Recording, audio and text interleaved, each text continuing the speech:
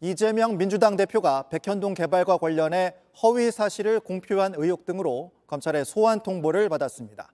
제1야당의 대표로 뽑힌 지 나흘 만입니다.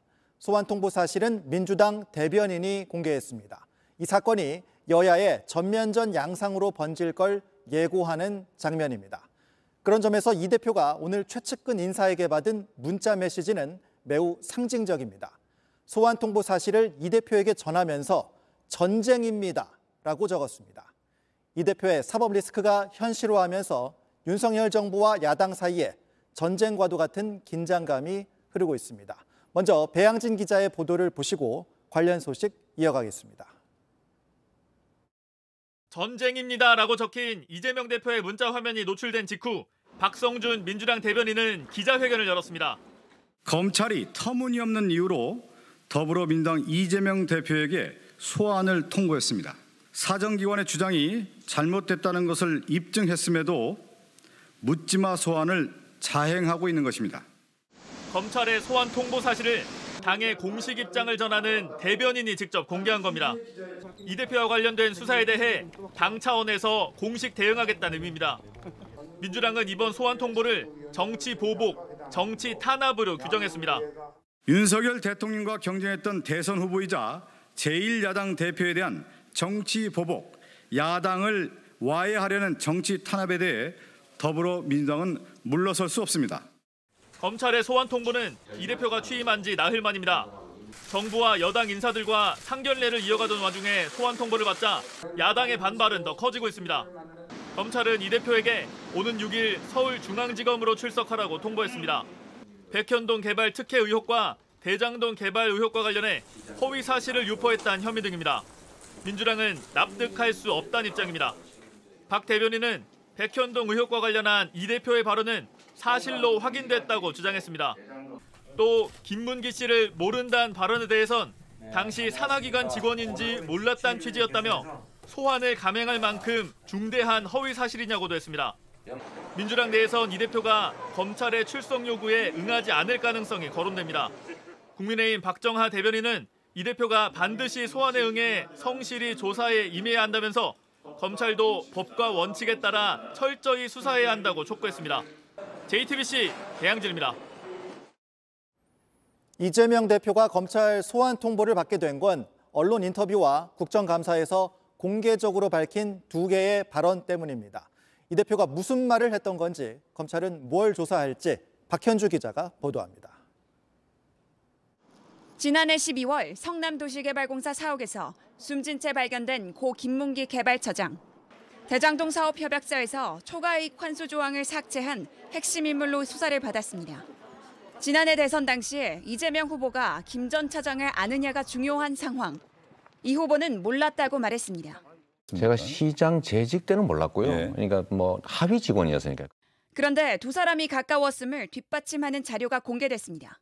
변호사 시절 때부터 면을 맺고 대장동 사업에 온몸과 마음을 바친 아버지를 이재명 후보님은 빈손은커녕 조의를 표하는 연락 한 통 없고 모른다.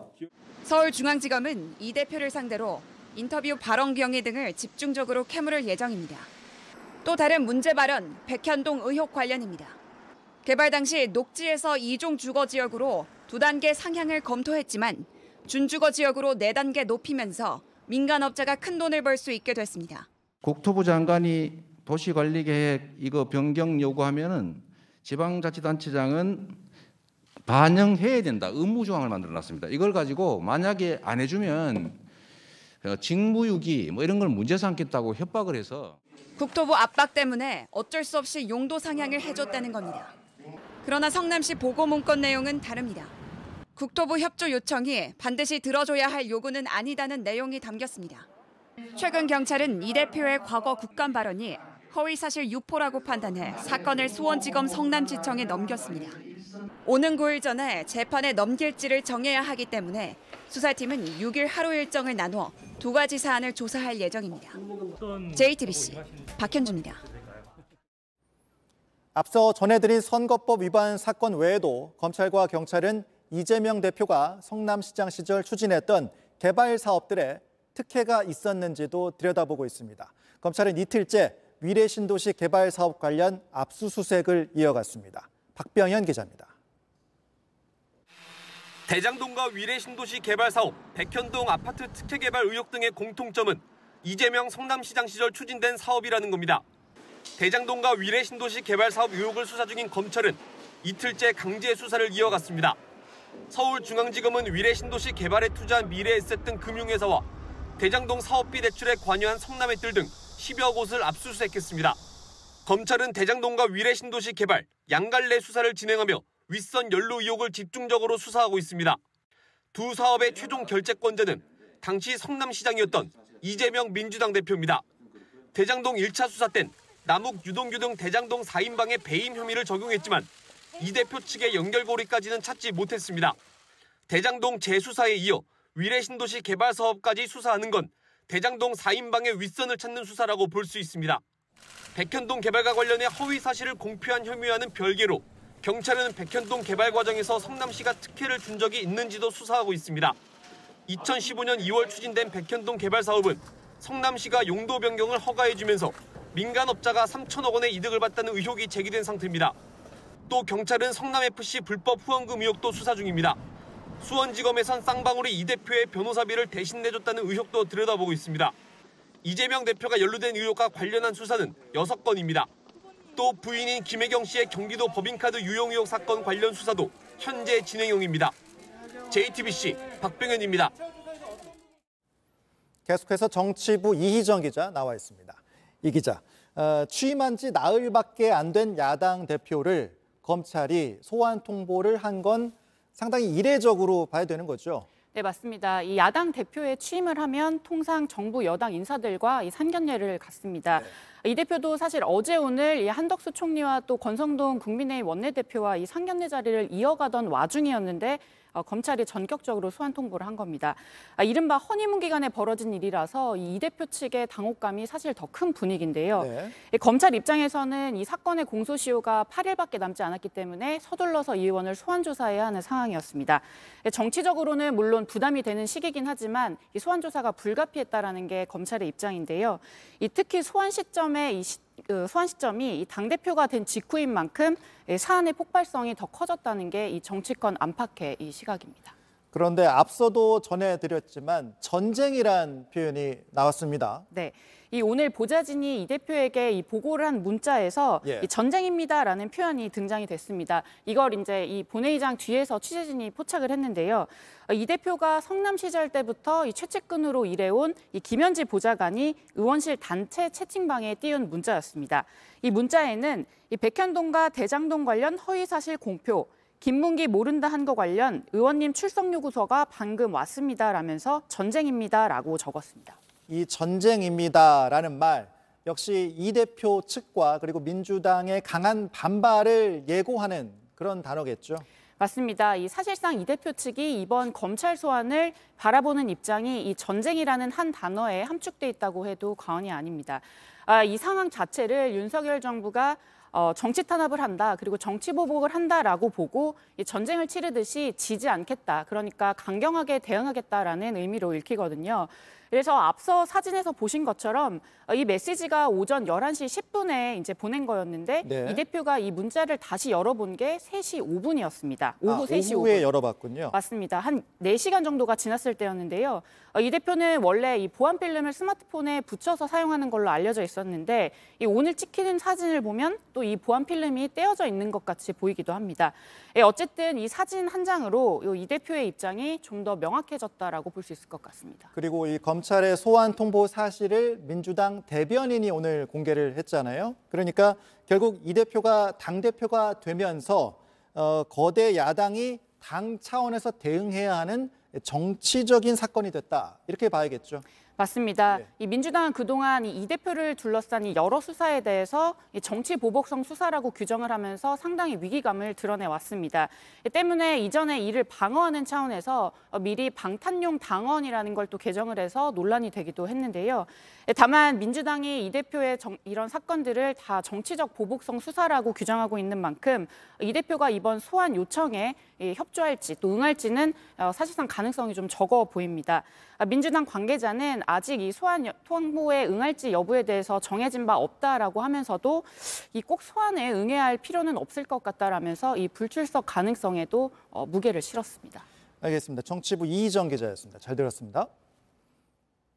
이런 가운데 윤석열 정부 출범 후 첫 정기국회에 막이 올랐습니다. 앞으로 100일 동안 전국 주도권을 놓고 여야가 치열하게 맞붙을 텐데 첫날부터 윤 대통령의 처가 사건을 수사한 경찰관이 취임 시기에 초청받은 걸 놓고 공방이 벌어졌습니다. 이지혜 기자가 보도합니다. 담당 형사를 꼬집어서 취임 시기에 초청을 한다는 건 이게 무슨 칠순잔치 하는 것도 아니고 이게 사적으로 연관져서 이렇게 초청해도 되는 겁니까? 김건희 여사와 윤석열 대통령의 장모 등이 관련된 경기 양평군의 공흥지구 개발 특혜 의혹. 이 사건을 수사하는 경기남부경찰청 반부패 경제수사대 소속 A 경위가 지난 5월 윤 대통령 취임식에 참석한 것으로 드러나자 민주당은 사적인 초청이라고 비판했습니다. 국민의힘은 A 경위가 수사 성과로 청룡 봉사상을 수상해 초청된 거라고 해명했습니다. 산업유출 스파이 색출의 저승사자라고 이렇게 불릴 만큼 능력이 있어서 이렇게 얘기됐다는데 그 나중에 정부도 통상적 절차를 거쳐 전체 수상자 2,700명 가운데 700명을 선정해 문제될 게 없다고 주장했습니다. 왜 이런 식으로 하죠? 이게 대통령 취임식, 우리 대한민국의 대통령 취임식이 사적 관계 속에서 초청 대상이 되는 거예요? 그거는 오비락인지 모르겠습니다만 민주당은 수사의 공정성이 훼손됐다고 거듭 비판했습니다. 담당 수사관 교체해야 된다 이렇게 국민들은 보고 계시는데 다시 한번 답변해 보세요. 교체해야 된다고 보세요? 아니다고 보세요? 경찰은 원론적인 답변을 내놨습니다. 수사 공정하게 이루어지도록 특별한 관심을 갖고 살피도록 하겠습니다. 논란의 당사자인 A 경위는 JTBC에 대통령 취임식 초청과 관련되지 않은 다른 연락이나 만남은 없었다며 당일 행사만 참석했다고 입장을 밝혔습니다. 민주당은 김 여사와 관련한 의혹이 계속 나오고 있다며 특검 수사를 압박하고 있어 정기 국회 내내 김 여사를 둘러싼 공방은 뜨거울 전망입니다. JTBC 이지혜입니다. 여야는 대통령실 용산 이전 비용을 놓고도 맞붙고 있습니다. 윤석열 대통령은 496억 원이면 용산 이전을 마칠 수 있다고 설명해 왔죠. 그런데 벌써 300억 원 이상이 추가로 배정된 사실이 드러났습니다. 다른 부처 예산을 끌어다 썼는데 야당은 애초에 축소 발표한 것 아니냐고 공세를 폈습니다. 구혜진 기자입니다. 야당은 대통령실 이전 비용을 의도적으로 축소했다는 의혹을 제기했습니다. 대통령께서 후원 장담하신 496억 원이면 된다는 식의 얘기는 이건 거짓으로 판명이 됐습니다. 당초 윤 대통령이 밝혔던 496억 원에서 수백억이 더 필요한데 대통령실이 이를 공개하지 않았단 겁니다. 민주당 한병도 의원에 따르면 대통령실의 용산 이전 비용을 충당하기 위해 예산 304억 원이 추가로 배정된 걸로 파악됩니다. 국방부와 경찰청 등 타 부서 예산의 용도를 돌려 확보한 겁니다.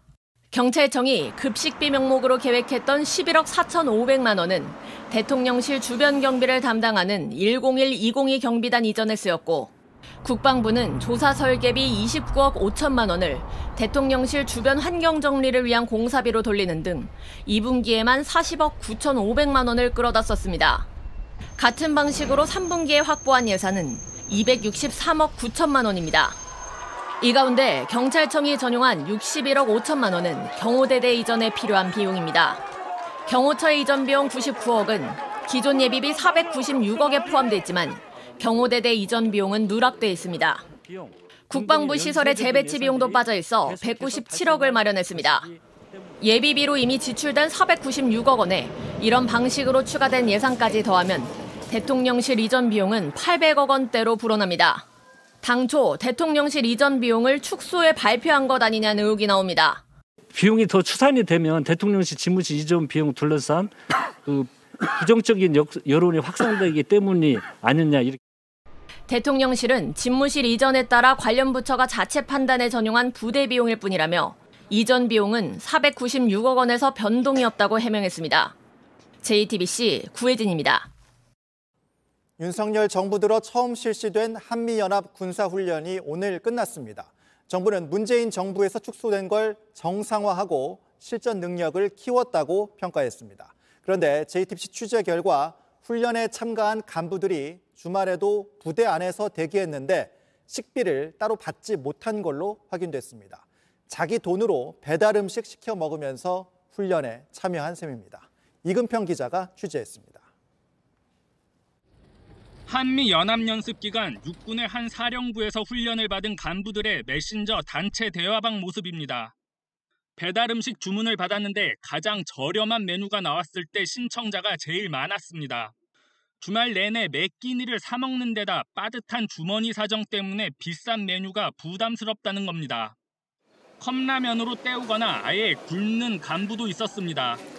부대 내 간부 식당은 문을 닫았고 사병 식당을 이용하는 것도 간부들에게 제약이 많기 때문입니다. 간부 급식비는 월급에 포함되지만 평일 기준입니다.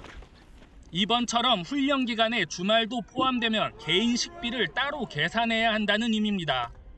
올해 한미연합 군사훈련에 참가한 간부들은 금요일 저녁과 주말을 포함 약 8만 원가량을 식비로 사용했습니다. 군이 실시한 대규모 연합 군사훈련에 자기 돈을 쓰며 참여한 셈이라 불만이 나옵니다. 한 간부는 주말 초과 근무에 가장 기본적인 밥값조차 개인에게 떠넘기는 격이라 사기가 떨어질 수밖에 없다고 말했습니다. 육군 관계자는 간부의 경우 월급에 급식비가 포함돼 있어 개인이 식비를 책임지는 게 기본 원칙이라며 훈련 기간 여비 명목으로 매일 2만 원 정도가 추가 지급된다고 설명했습니다.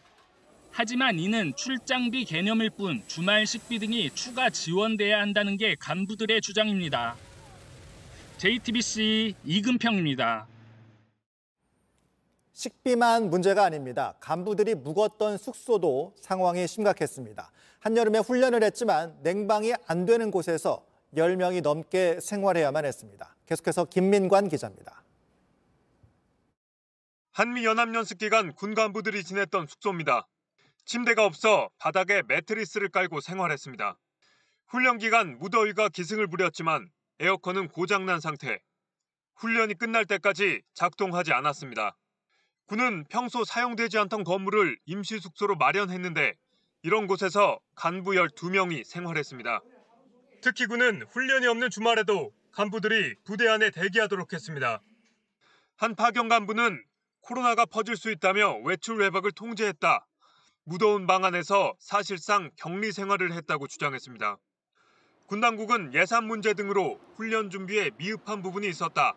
개선 방안을 마련하겠다고 밝혔습니다. 하지만 내년에도 열악한 훈련 환경이 나아지기는 어려울 전망입니다. 국방부가 제출한 내년도 예산안에 따르면 간부들에게 지급되는 급식비는 그대로입니다. 2009년부터 월 13만 7천 원에 머물러 있습니다. 내년에도 주말까지 훈련을 실시하면 자기 돈으로 식사를 해결해야 하는 셈입니다. JTBC 김민관입니다. 11호 태풍 흰남노가 결국 우리나라에 직접적인 영향을 줄 가능성이 커졌습니다. 역대 최악의 태풍으로 기록된 지난 2003년 태풍 매미만큼 강력할 걸로 보입니다. 지금까지의 예측대로라면 다음 주 월요일 제주를 시작으로 수요일까지 전국에 강한 바람과 함께 500mm가 넘는 많은 비가 올 거란 예보입니다. 윤영탁 기자가 자세히 설명해 드리겠습니다. 천리안 위성이 오늘 정오까지 24시간 동안 촬영한 영상입니다. 태풍의 눈을 중심으로 힘차게 회전합니다. 오전엔 태풍으로 세력을 키우던 열대 저압부를 집어삼켰습니다. 다른 위성 그래픽입니다. 오늘 오후 상황인데 태풍이 대만 동해상까지 바짝 접근했습니다. 동서 양쪽으로 거대한 고기압에 가로막힌 흰남노는 이 부근 해상에서 내일 밤까지 머무르다 방향을 꺾을 것으로 보입니다. 현재까지 예보된 경로를 보면 다음 주 월요일인 5일 오후 중국 상하이 앞바다를 지나 6일 오전 제주 동쪽을 거쳐 오후엔 부산 앞바다로 지나갈 것으로 예상됩니다. 당초 전망보다 동쪽으로 치우쳐 해상을 지나갑니다. 현재 태풍은 중심기압 920헥토파스칼의 초강력 등급입니다. 오히려 서쪽으로부터 인도 몬순 쪽에 관련이 된 뜨거운 수증기가 유입되면서 세력을 유지시킨다는 점이 포커스가 될 것으로 보입니다. 강풍 반경이 최대 430km에 달하기 때문에 이미 제주는 간접 영향권에 들었고 내일 남해안에도 적지 않은 비가 예상됩니다. 직접적인 태풍의 영향은 월요일인 5일 새벽부터 시작됩니다. 제주를 지날 때도 매우 강의 세력을 유지합니다. 중심 기압은 945 헥토파스칼입니다. 2003년 태풍 매미가 상륙할 때보다 더 강합니다. 사람이나 바위 등이 날아갈 수 있는 초속 45에서 50m, 시속 200km 안팎의 강풍에 500mm의 장대비가 내릴 것으로 예보됐습니다. 기상청은 내일 밤 이후 더 정확한 예측이 가능하다고 밝혔습니다. JTBC 윤영탁입니다. 성착취물을 만들어서 퍼뜨린 N번방 사건이 추적단 불꽃의 노력으로 밝혀진 지 2년이 지났지만 여전히 모방 범죄가 이어지고 있습니다. 확인된 피해자만 6명이고 대부분 미성년자인 걸로 추정됩니다. 박지영 기자입니다. 최은하라는 이름을 가진 사람이 피해자 A씨에게 접근합니다. A씨의 사진과 신상이 공개됐다는 텔레그램 방의 캡처 사진을 보내면서 도움을 주겠다고 합니다. 그런데 링크를 타고 들어간 텔레그램 방에선 협박이 시작됐습니다. 제가 지시하는 내용에 따르면서 시간을 벌고 있어라라고 하는 거예요. 그러면 그 시간 동안 피해자분은 성착취를 당하시는 거고. 진짜 목적은 따로 있던 겁니다. 최은하가 유인한 방에서 만난 사람은 바로 성착취물을 제작하고 유포하는 텔레그램 방을 운영하던 L이었습니다. 확인된 피해자는 6명, 대부분 미성년자입니다. L은 N번방에서 조주빈이 박사라는 이름을 가지고 꾸준히 활동했던 것과 달리 여러 차례 닉네임을 바꾸기도 했습니다. 수사기관의 추적을 피하기 위해서입니다. N번방을 세상에 알린 불꽃 추적단 출신 원 씨는 이들의 수법이 N번방보다 심각하다고 말합니다. 가해자를 잡을 수 있도록 도와주겠다라는 식으로 또 접근을 하는 거잖아요. 피해자들의 심리를 이용을 하는 거죠. 경찰은 L을 아동청소년 성보호법 위반 혐의로 추적하고 있습니다. JTBC 박지영입니다. 또 다른 N번방 사건의 범죄자들은 추적단 불꽃이라고 속이면서 피해자들에게 접근한 걸로 알려졌는데요. 저희 JTBC 취재 결과 불꽃을 상대로 한 범행도 이루어져서 이 부분도 경찰이 수사 중인 걸로 파악됐습니다. 불꽃 활동가 출신인 박지현 전 민주당 비대위원장이 표적이었습니다. 김필준 기자의 보도입니다. 경찰이 수사 중인 한 텔레그램 대화방입니다. 박지현 전 비대위원장을 능욕하는 방이라는 제목이 붙어 있습니다. 박 전 위원장의 얼굴을 다른 사람의 나체 사진과 합성하거나 가짜 동영상을 공유하는 방이라는 겁니다. 주동자는 극우 사이트에서 주로 이용되는 캐릭터 이름과 더불어 N번방이라는 가명을 썼습니다. N번방 추적을 하다 정치권에서 활동하기도 했던 박 전 위원장을 조롱하는 것으로 보입니다. 입에 담을 수 없는 언어적 희롱과 함께 각종 사진이 공유됐습니다. 경찰 수사가 시작되기 직전까지 이 방에 있던 인원은 약 500명. 8월 초에 제 능욕방이 생겼어요. 자리 내려오니까 기다렸다는 듯이 그 범죄를 자행하는 모습을 보면서 정말 약자만을 노리고 있구나. 박 전 위원장 측이 직접 경찰에 신고하자 방은 사라졌습니다. 텔레그램이 해외에 서버를 두고 있는 만큼 수사에는 어려움이 예상됩니다. 사실 가장 심각한 문제는 N번방 때부터 지금까지 텔레그램이 수사에 협조하지 않고 있기 때문에 이 실마리가 풀리지 않는 거잖아요. 2020년 N번방 사건이 수면 위로 떠오른 뒤 재발 방지를 위한 다양한 입법안이 통과됐지만 박 전 위원장은 제도가 턱없이 부족하다고 말합니다. 자신을 숨기는 방법을 너무 잘하는 거예요. 잘 알기 때문에 지금도 잡히지 않는 거라고 생각을 하는데 그런 텔레그램에 어떤 규제를 할 수 있는 방안도 정치권에서 같이 고민을 해야 되지 않을까. JTBC 김필준입니다. 늦은 밤 서울에서 택시 잡기 무척 어렵죠. 코로나 이후 10,000명 가까운 택시기사들이 운전대를 놨기 때문이기도 한데요. 서울시가 대책을 마련해서 시의회에 계획안을 냈는데 내년부터 택시 기본요금을 1,000원 올리고 심야 할증은 밤 10시부터 하겠다는 내용입니다. 백희영 기자입니다. 애타게 기다려보지만 늦은 밤 서울에서 택시 잡기는 하늘의 별 따기입니다. 코로나 여파로 지난 2년 동안 서울에선 10,000명 가까운 택시기사들이 일을 그만뒀습니다. 심각해진 승차난에 서울시가 대책을 내놨습니다. 택시 기본요금을 현재 3,800원에서 이르면 내년부터 4,800원으로 1,000원 올리겠다는 계획입니다. 원래 2km던 기본 거리도 1.6km로 단축될 가능성이 큽니다. 시는 이런 내용을 담은 계획안을 오늘 서울시 의회에 냈습니다. 계획안에 따르면 심야 할증도 밤 12시가 아닌 밤 10시부터 적용됩니다. 택시업계는 처우 개선이 아직 부족하다는 입장입니다. 야간 승차라는 다소의 도움은 되겠지만은 전반적으로 운수 종사자들 처우 개선을 위한 정책에는 약간 미흡하다고 생각합니다. 많이 미흡하죠.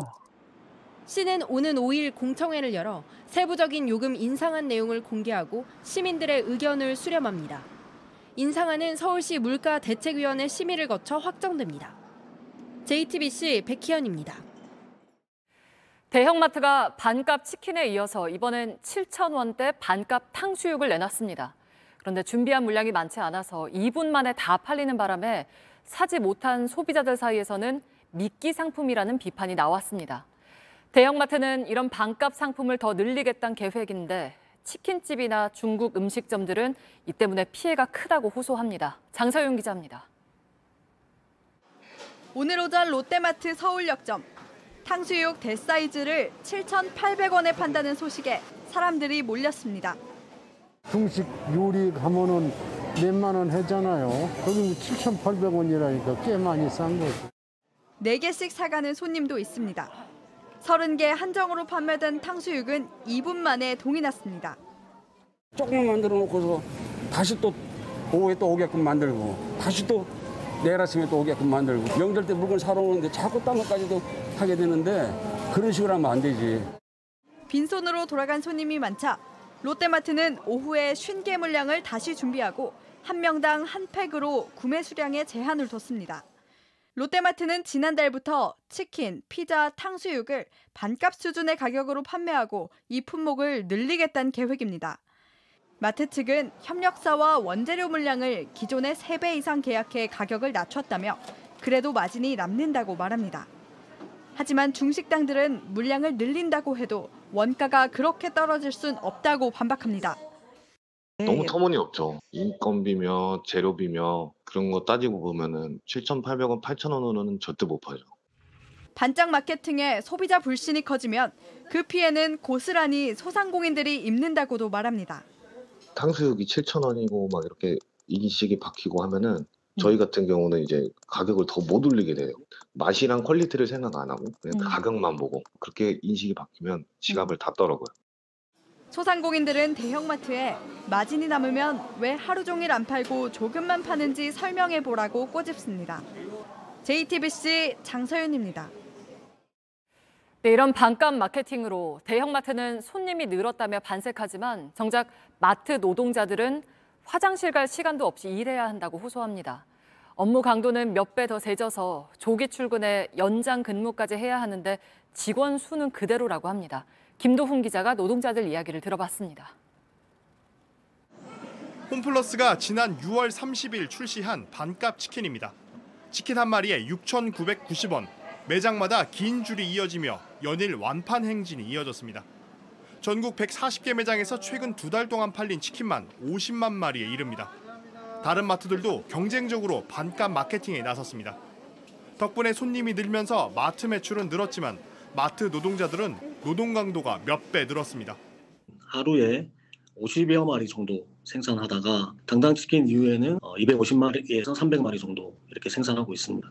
사측이 인력을 늘려주지 않아 하루 종일 뜨거운 튀김통 앞을 지켜야 한다는 겁니다. 평균 한 5명에서 8명 정도가 일하고 계시는데 화장실 갈 시간도 없이 물 한 모금 마실 시간도 없이 지금 치킨을 튀겨내고 있고 조기 출근, 연장 이런 것들이 강요받고 지난달 17일 휴게 시간을 지키고 노동 강도를 조절하라는 내부 지침이 있었지만 인력 충원 계획은 아직 없습니다. 반값 탕수육을 내놓은 롯데마트의 노동자들도 사정은 크게 다르지 않다고 말합니다. 최근 2년 코로나로 인해서 즉석조리 상품에 대한 노동 강도가 이미 상당히 증가되어 있는 상태입니다. 반값 행사까지 추가되면 더욱더 심각한 노동 강도로 힘들어질 것으로 예상이 됩니다. 하지만 홈플러스와 롯데마트 사측은 아직까지 단기적인 행사인데다 언제까지 반값 치킨 열풍이 이어질지 몰라 당장 인력을 채용하는 건 어렵다고 밝혔습니다. 그러면서 현장 노동자들에게 무리가 가지 않도록 업무 강도를 조절하는 방안을 찾아보겠다는 입장입니다. JTBC 김도훈입니다. 종합부동산세를 내지 않는 집의 기준을 11억 원에서 14억 원으로 올리자는 정부 여당의 방안이 오늘도 국회 문턱을 넘지 못했습니다. 정부가 정한 마감 시한이 오늘까지였는데 시한을 넘기면서 결국 종부세 대상자들은 안 깎인 세금 고지서를 받을 가능성이 커졌는데요. 세금 깎는 방법을 놓고 우왕좌왕한 정부가 혼란을 자초했다는 지적입니다. 오원석 기자가 짚어봤습니다. 윤석열 대통령의 핵심 부동산 공약은 종부세 부담을 2020년 수준으로 되돌리겠다는 것이었습니다. 먼저 주택 공시 가격을 2020년 수준으로 환원하고 종부세와 재산세를 통합 추진하겠습니다. 새 정부가 출범한 뒤인 5월 말에는 구체적인 방법을 내놨습니다.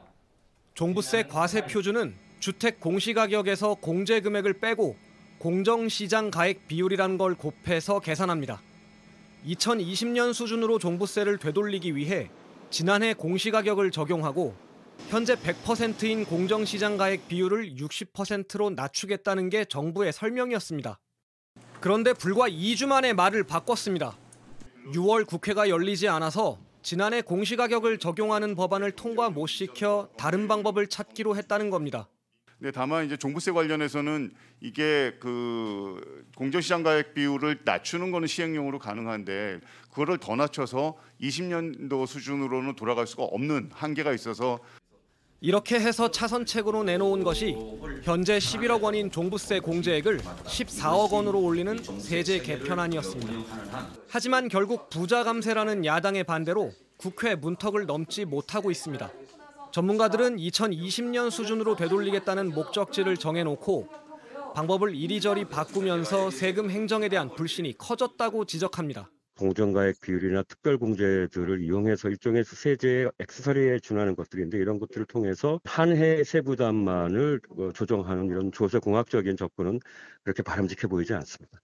여야는 추후 논의를 통해 통과시키더라도 납세자들 입장에선 일단 종부세를 납부한 뒤 환급 처리를 해야 할 가능성이 커졌습니다.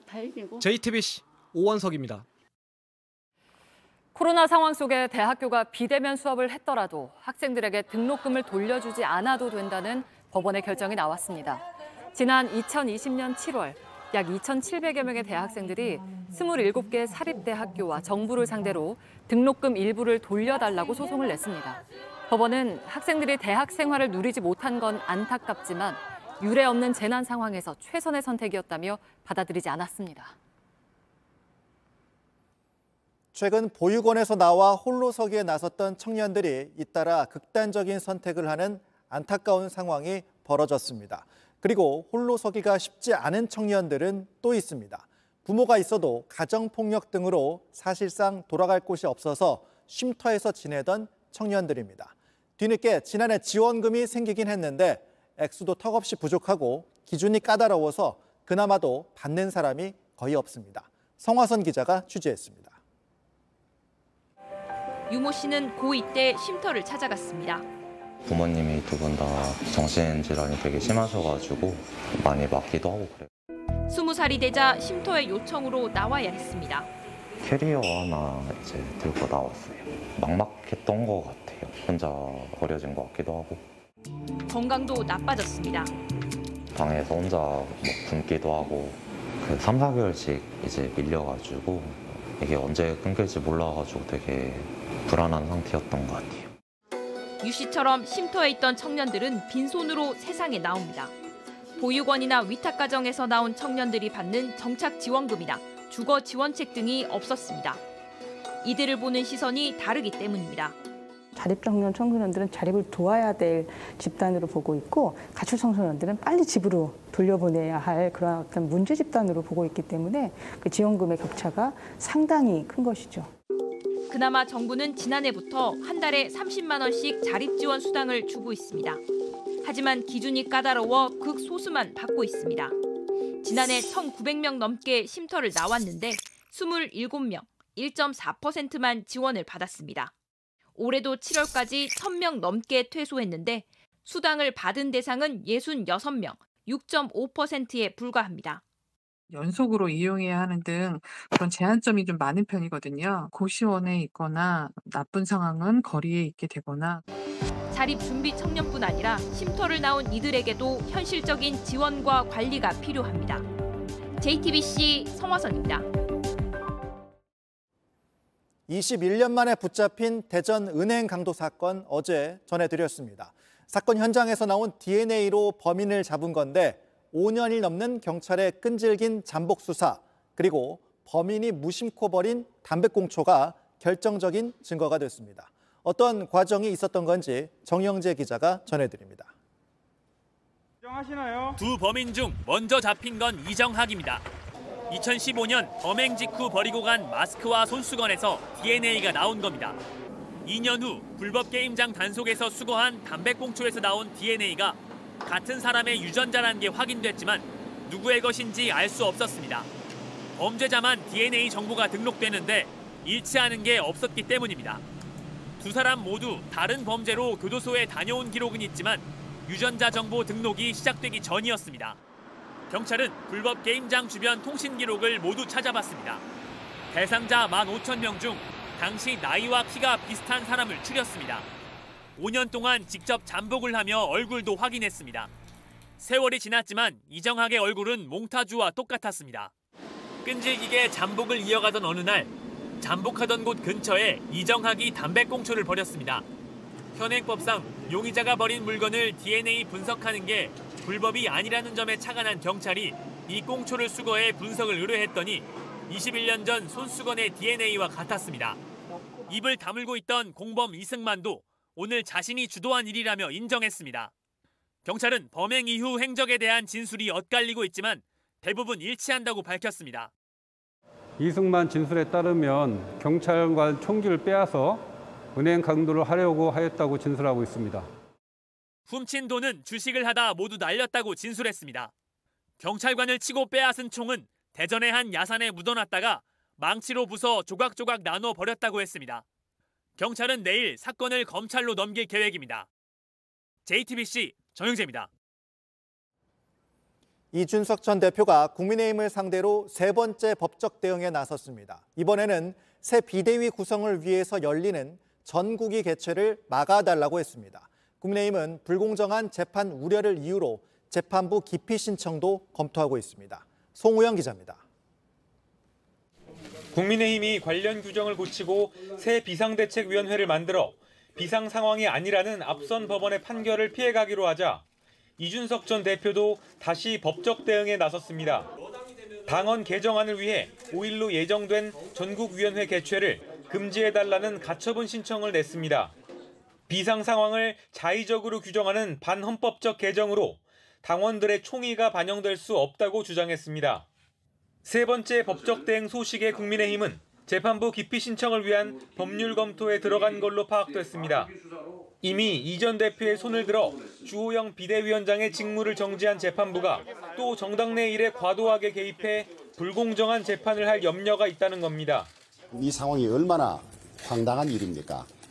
헌법상 정당 자치의 헌법 원칙을 훼손한 결정으로 도저히 납득할 수가 없습니다. 한편 국민의힘 윤리위원회는 이 전 대표에 대한 추가 징계를 시사했습니다. 개고기, 양두구역, 신군부 발언 등 당원들에게 모멸감을 주는 언행에 대해 강력히 규탄, 경고하며 추가 징계에 대한 윤리위원회의 조속한 처리를 촉구합니다. 지난 27일 의원총회에서 나온 요구를 존중한다는 겁니다. 이에 대해 이 전 대표는 민심 위반이 징계 사유라면 윤리위도 징계를 받아야 한다는 취지의 글을 올려 윤리위를 비판했습니다. JTBC 송우영입니다. 경찰이 성접대 의혹을 받고 있는 이준석 국민의힘 전 대표에게 오늘 소환 조사를 통보했습니다. 이 전 대표 측은 경찰의 출석 요구에 대해 날짜를 조율하고 있는 걸로 파악됐습니다. 서울경찰청 반부패 공공범죄수사대는 이 전 대표의 성접대 의혹과 이와 관련한 증거인멸 의혹 등을 조사하고 있습니다.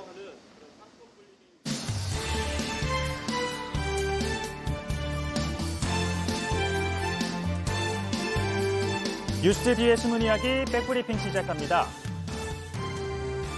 국제브리핑 제2의 유승준입니다. 축구 국가대표 출신으로 유럽 축구리그 곳곳을 뛰었던 석현준 선수. 아니, 병무청으로부터 고발당한 병역 기피자죠. 왜 석현준 선수는 병역 기피자로 등록된 것이죠? 병역법 제94조 국외 여행 허가 의무를 위반한 병역 기피자입니다. 그렇죠. 국외 여행 허가를 받고 나가서 위반을 했잖아요. 그는 2018년 군 입대 시한이 다가오자 이렇게 말했었죠. 제가 지금 구단이랑 4년 계약이 돼 있어서 그때까지 병역 연기를 할 수 있는 방법을 지금 찾고 있는데 아직 구체적인 내용은 진행 중이라 말씀드리기 어렵지만 좀 절대 병역을 회피한다거나 그런 건 아니니까. 이후 2019년 입영을 위해 가사 정리를 하겠다며 3개월 해외 체류 연장을 허락받고선 결국 안 들어왔죠. 이 군대 가겠다고 호언 장담을 해놓고 미국으로 가 시민권을 획득한 스티브와 닮아있죠. 그런 그가 귀국하기로 마음을 먹었다고 합니다. 이 프랑스에 있는 그는 소속팀과의 계약을 조기에 해지했는데 지금 다른 팀으로도 갈 수 없는 상황입니다. 하고 있는데 석현준 선수는 여권이 금지되어 있습니까? 네, 그렇습니다. 외교부에서 여권 무효화 조치가 다 완료됐습니다. 이렇게 여권과 취업 비자가 만료돼 불법 체류자 신분이 된 거죠. 자, 한국에 도착하면 곧바로 수사가 진행돼 형사처분도 받게 될 텐데요. 이후 군 복무를 해야 하는데 처벌 수위에 따라 상근 예비역부터 보충역, 전시근로역 등 다양합니다. 늦었지만 제2의 유승준 되지 않기로 한 건 태극마크 달았던 공인으로서 바람직한 결정입니다. 석 선수, 얼른 귀국해 죗값 충분히 치르고 성실히 군 복무한 뒤 한층 더 쑥 성장했으면 합니다. 다음 브리핑은 소각장 협치입니다. 서울시가 새 쓰레기 소각장 후보지로 마포구 상암동을 선정했다는 발표가 나오자 청천벽력 같은 소식인데 지역구 의원인 저도 모르게 저도 속이고 있을 수 없는 일이 지금 벌어진 겁니다. 상암동 지역구로 둔 정청래 민주당 의원 반대 서명까지 직접 하면서 반발했는데요. 그리고 또 한 분. 전면 백지화하고 즉각 철회하라!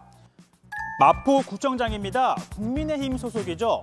이렇게 소속 정당이 다른 구청장과 국회의원이 한 목소리를 낸 겁니다. 왜 소각장이 들어오면 안 되는지에 대한 이유도 같습니다. 꽃이 피고 새가 날던 난지도가 십수년간 낙지가 진동하는 쓰레기 매립장으로 전락해 온갖 폐기물이 묻힐 때도 참아왔습니다. 난지도 쓰레기 매립장도 우리 마포 주민들이 얼마나 그동안 악취, 매연, 먼지 이런 걸로 시달렸어요. 그랬는데 또 희생을 요구하는 게 말이 되냐는 겁니다. 이 소각장 문제를 두고 여야가 협치를 몸소 보여주는 모양새인데요. 여당, 야당 이걸 따지지 말고 우리 이번에는 마포당 이렇게 한 당으로 똘똘 뭉쳐서 다만 이번 결정에 대한 비판의 대상은 묘하게 다릅니다. 오세훈 시장은 기본을 모르는 시장이고 시장 자격이 없어요. 시장직을 퇴진하라 이렇게. 서울시의 이러한 일방적이고 강압적인 행정에 다시 한번 강력한 유감을 표하며 아무래도 같은 당 소속 시장 이름을 거론하는 건 부담스러웠나 보죠. 서울시가 주민소통협의체를 꾸려 설득을 하겠다고 하니 시와 자치구 간의 협치도 원만하게 이루어질지 지켜보겠습니다. 오늘 백브리핑은 여기까지입니다.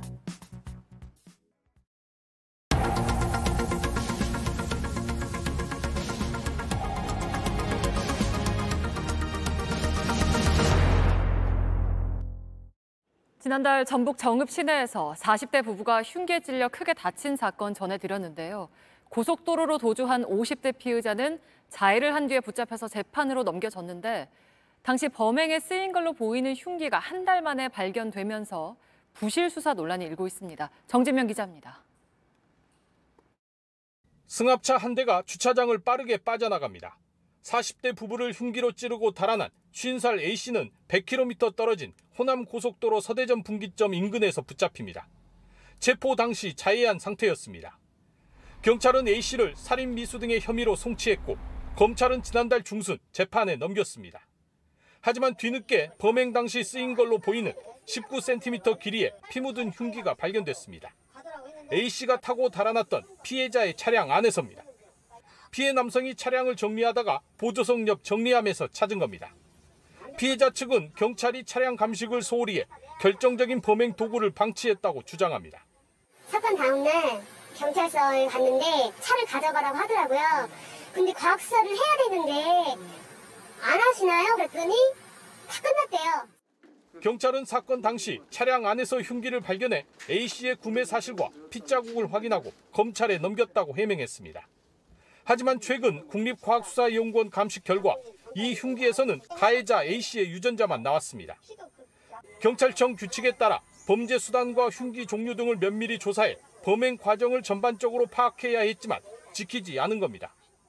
경찰은 피해 남성이 발견한 흉기가 범행에 사용된 건지 조사할 예정입니다. 추후에 관련자들 진술 그리고 국가수 감정 의뢰들을 통해서 사실관계 확인 후 말씀드리도록 하겠습니다. 경찰은 당시 사건 기록들을 모두 확인하는 한편 차량 감식이 소홀했는지 살펴보고 있습니다. JTBC 정진명입니다. 스페인에서 어른 주먹만한 크기의 우박이 갑자기 쏟아졌습니다. 20년 만에 가장 큰 우박이라고 하는데 2살도 안 된 아기가 우박에 맞아 숨지는 일도 있었습니다. 김재아 기자의 보도입니다. 하늘에서 갑자기 우박이 떨어집니다. 마치 유리창이 깨져 파편이 쏟아지는 모습입니다. 길거리에 있던 사람들이 황급히 달아나고 거리는 순식간에 하얗게 뒤덮였습니다. 노천 카페 테이블에도 돌멩이 같은 우박이 떨어졌습니다. 지난달 31일 스페인 카탈루냐 지역에 우박이 약 15분간 집중적으로 쏟아졌습니다. 이날 떨어진 우박의 지름은 약 10cm에 달합니다. 어른 주먹보다 더 큽니다. 스페인 기상청에 따르면 지난 20년 만에 가장 큰 우박이 떨어졌습니다. 짧은 시간 동안 내렸지만 피해는 컸습니다. 떨어지는 우박 사이로 지나가던 자동차는 결국 차량 앞 유리창이 깨졌습니다. AFP 통신은 생후 20개월 아기가 우박에 머리를 맞고 병원으로 옮겨졌지만 결국 숨졌다고 보도했습니다. 또 50여 명이 다쳤고 자동차와 건물 피해도 컸다고 당국이 밝혔습니다. 이 지역의 한 정치인은 공포의 10여 분이라고 표현했습니다. 스페인 기상청은 올해 여름이 비정상적으로 더웠기 때문에 앞으로 갑작스러운 우박 피해가 더 예상된다고 경고했습니다. JTBC 김지아입니다. 네, 내일 중부지방은 대체로 맑겠지만 제주와 남해안 지역은 태풍의 간접 영향으로 모레까지 비가 많이 오겠습니다. 제주엔 100에서 200mm, 많은 곳은 300mm가 오겠고 남해안은 50에서 100mm가 오겠습니다. 중부지방은 내일 서울의 낮 기온이 30도까지 오르는 등 막판 무더위가 이어질 거란 예보입니다. 네, 오늘 뉴스룸 여기서 마치겠습니다. 시청해주신 여러분 고맙습니다.